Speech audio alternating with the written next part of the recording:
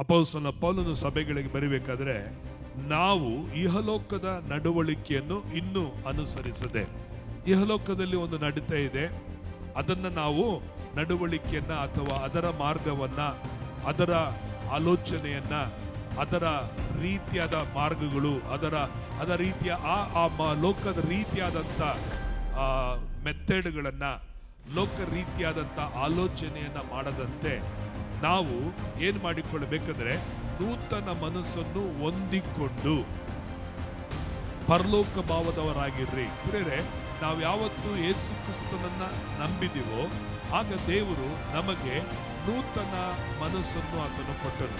ಆತ ನಮಗಿದ್ದಂಥ ಹಳೆಯ ಮನಸ್ಸನ್ನು ತೆಗೆದು, ಹಳೆಯ ಆಲೋಚನೆಯನ್ನು ತೆಗೆದು, ಹಳೆಯ ಹೃದಯವನ್ನು ತೆಗೆದು ಆತನು ಹೊಸ ಮನಸ್ಸನ್ನು, ಹೊಸ ಆಲೋಚನೆಯಲ್ಲಿ ನಮ್ಮಲ್ಲಿ ದೇವರು ಹುಟ್ಟಿಸಿದ್ದಾನೆ.